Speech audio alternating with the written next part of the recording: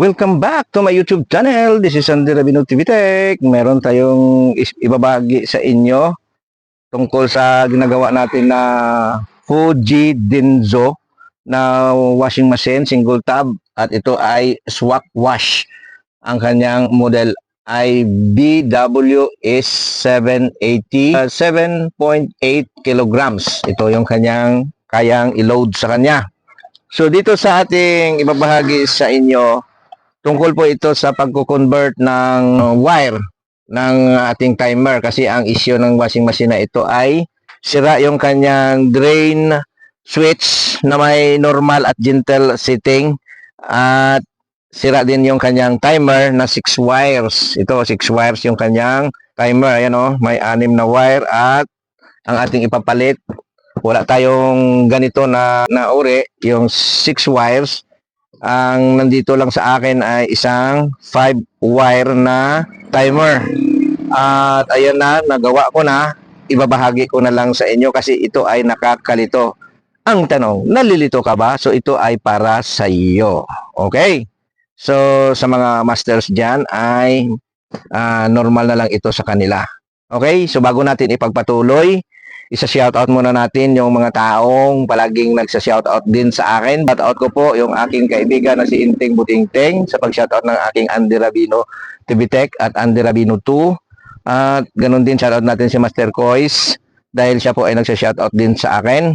Shoutout natin yung nagpa-member sa atin si Master Edge at yung ating kaibigan na mula noon hanggang ngayon ay hindi tayo iniiwan.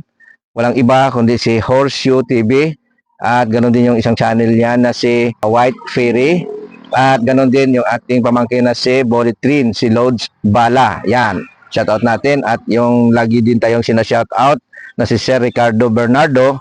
At higit sa lahat, isa-shoutout natin yung may-ari ng tester na nagbigay sa atin. Walang iba, si Sir DIY Pinoy Technician Official. At kung gusto ninyo na malaman yung tungkol sa mga computer, tungkol sa PisoNet, kung ano-ano pa, ay marami kayong matutunan sa channel ni Master Sir DIY Pinoy Technician Official. Ito po, patunay na ito ay galing sa kanya kasi, ayan, kung makikita ninyo dito, ayan o, DIY Pinoy Technician. Ayan, at may karugtong yan na official, binigay sa atin. So maraming salamat sa iyo, Sir Pau, sa iyong ginintuang puso sa pagbigay sa atin ng magandang tester. Na ang tester na yan ay merong backlight tester, merong signal finder at audio injector. Okay, so maraming salamat sa iyo, Sir Pau. So dito, at sa mga hindi ko pa pala na shoutout ay pasensya na po. Maraming salamat sa inyo sa walang sawang suporta sa akin. At kung hindi kayo pa nakapalo sa atin at nakasubscribe, paki-subscribe na rin. At kung magustuhan nyo ang mga video ko, pa-share na lang po para makatulong sa iba. Okay, so tuloy natin. Ayan, na-set up ko na. So nakakonect na yung tester natin. Tester natin naka-set up na rin sa X10 para hindi magastos sa battery. Pero itong gawa ni Sir DIY Pinoy Technician Official, ito po ay chargeable. So maganda po ang gawa ni Sir DIY Pinoy Technician Official. Dito tayo sa ating topic. Ang ibabahagi ko ay tungkol sa pag-convert natin ng ating wash timer. Kasi po, ang ating binibili ay 5 wires. Kasi yung 5 wires na wash timer ay pwedeng gamitin sa 3 wires ito. Dahil ito yung green, ito yung common.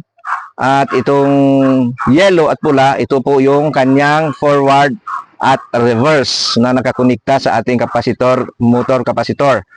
At ito naman yung brown at saka gray, ito po yung sa kanyang tinatawag natin na source, line 1 or source, at ito yung sa gentle. Dahil kung i-direct natin ay normal. So paano natin gawin yung 5 wire na gawin nating 3 wires? Hindi na natin ikabit ito. Ito lang yung tatlo gagamitin natin. At kung pwede natin siyang gawin na 5 wires, ito ay para sa 5 wires. Pero pwede rin gawing 6 wires. Paano? Ito ay puputulin lang dito. Kung gusto nyo na 6 wires lang siya tingnan, putulin natin dito sa pinaka puno niya. Dahil itong pink at saka yung green ay isang connection lang po dyan sa loob. Ayan o, nakaparallel lang po siya. Ayan. So, nakaparallel lang siya. So, kahit putulin natin dito kung sakaling ito ay gagawin nating 6 wires. Okay? Yan lang po yung gagawin natin. Ngayon, paano natin nagawa na yung 5 wires, nagawa nating 6 wires? Yun nga, sabi ko, pinutol natin. So, ang bibilangin na lang natin, hindi na natin isama ito. Ang bibilangin na lang natin 3 at saka 3. 2 green at isang pula. Tapos isang brown, isang orange, o isang pink at isang yellow. Yan po yung kanyang wire. At sinabay na natin dito sa dulo itong forward at reverse. Nilagay natin sa positive ng ating test probe para mabasa na ng ating tester mamaya. At yung common, kunwari ito yung black na test probe, ito yung ating source ng kuryente. Dito natin ilagay sa brown. Okay. At yung ating connection dito sa ating drain switch ay ito. Ayan o. Yung ating drain switch, DSW, ito ay gray common, brown normal, orange gentle. Okay, yan po yung kanyang setup. At dito sa ating timer switch, ito TSW, yung brown po ay papuntang line 1 or source. Yung pink natin ay papunta sa common ng ating drain switch, common or source. Yung red natin at yellow, yan po ang reverse at forward na nakakabit din sa capacitor. So kahit magbaliktaran, wala po tayong problema dyan. At yung green ay common to normal. So kung gamitin natin yung ating drain switch, ito ay kakabit natin sa normal na function ng ating drain switch. Itong drain switch ay sira din. So, ang ginawa ko, binuksan ko, kiniskis, at nilinis ko lahat ng contacts para maging full contact siya. So, fully functional na ito at 0 ohms na yung kanyang reading.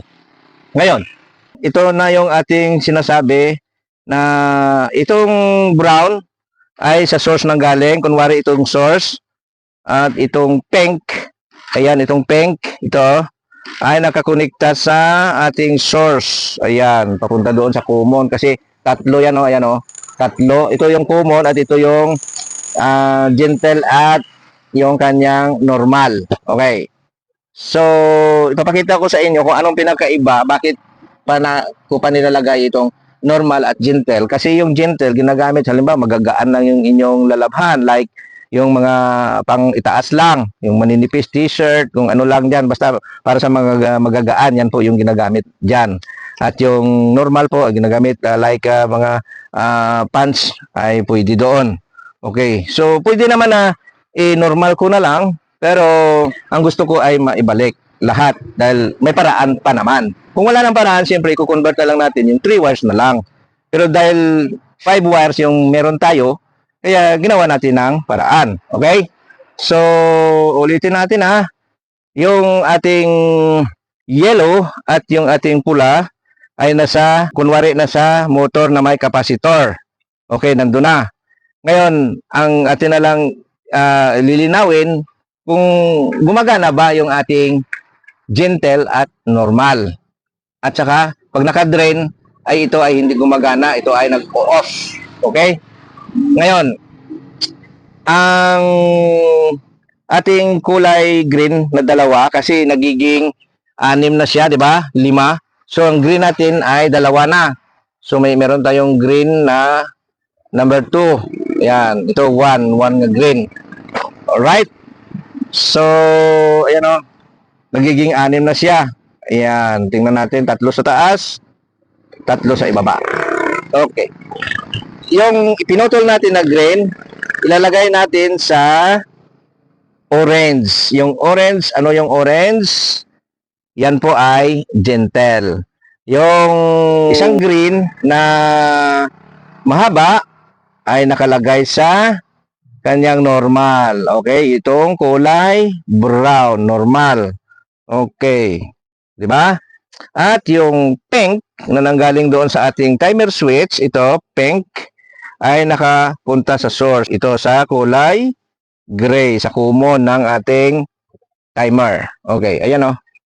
Oh, di ba?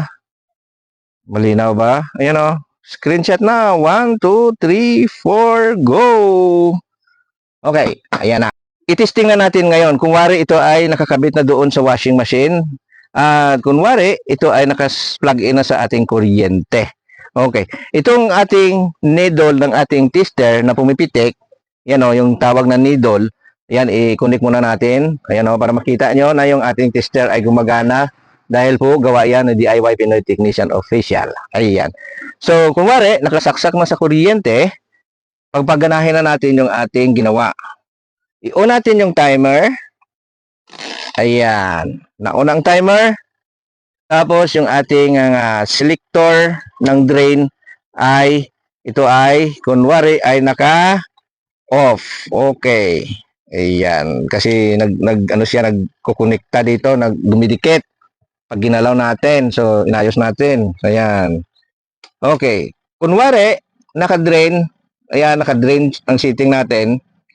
Hindi aandar.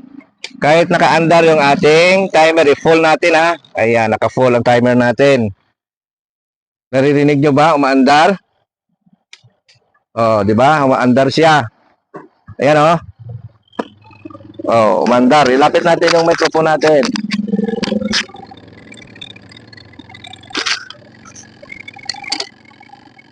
Oh, umaandar at lumalagatik. Ibig sabihin, nagpa-function yung ating timer kasi brand new po yan. Dahil ito yung luma na 6 wires. Okay? Ngayon, naka-on siya pero naka-drain. So, hindi aandar yung ating yung motor ng ating wash motor. Kasi itong needle, itong magsisilbi na motor. Kunwari ito ay motor. Ngayon, ilagay natin sa normal. Ito, meron siyang normal settings. Ayan, normal. At gentle. Di ba? So, ilagay natin sa normal. Ayan. Bilangin natin ngayon kung ilang seconds yung kanyang pagkonekta.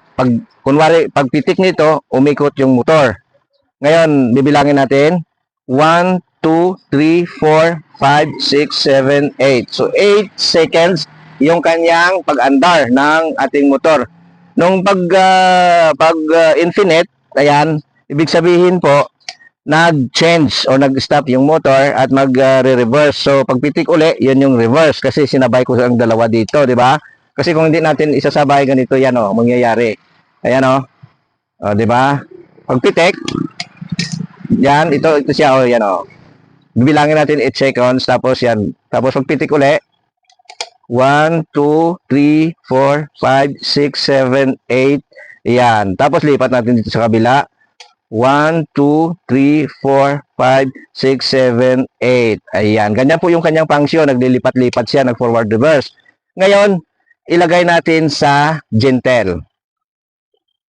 Alright. Ayan, naka-gentle. So, bilangin natin. Paglagatek. Dito. Ayan. Tapos, ilipat natin sa kabila. Bilang tayo. 1, 2, 3, 4. O, 3. Ayan, 3 seconds lang. Dito naman. 1, 2, 3, 4. So, 4 seconds yung kanyang gentle at yung kanyang normal is 8 seconds. Kasi, matagal siyang iikot, tagal niyang kusutin yung mga lalabhanin natin. At yung gentle, nasa 4 seconds lang para mabilis lang po niyang makusot yung ating mga labahan. Okay, so ganyan po yung pinagkakaiba ng gentle or sa ibang mga washing machine, ang tawag doon ay soft and heavy. Dito naman, normal at saka gentle. Yan po, magkapareho lang yung function, iba lang yung nilagay na level sa kanyang selector dito, sa kanyang level. So, yan po, sana po ay nakatulong yung aking video, makakatulong sa medyo nalilito kasama na ako dyan, nalilito. Okay, at siya nga pala, meron tayo dyan na super sticker, meron tayo dyan member, meron tayong super chat, at kung magpapa-member kayo, mababa lang naman yung ating membership dyan sa ating YouTube channel. So, kung pwede kayong magpa-member, ma-shoutout natin kayo, at may mga, kung ano pa mga special badges dyan, na binibigay sa ating membership. Mura lang po yan, mababa lang. Pinakamababa yung pinili ko. At sa atin pong super chat dyan, meron dyan, i-click nyo lang yung dollar sign dyan. At meron dyan mga super sticker. So, hindi pa natin yan ginagamit. Pero kung merong sakaling nagkagusto dyan ay pwede naman po. Kung gusto nyo ma-shoutout palagi, maraming salamat. At sa lahat po na walang sawang sumusuporta at palaging nagsa-shoutout sa akin, maraming salamat po sa inyong lahat. Mabuhay ang lahat ng mga tech vlogger! Mabuhay, Philippines! Bye-bye!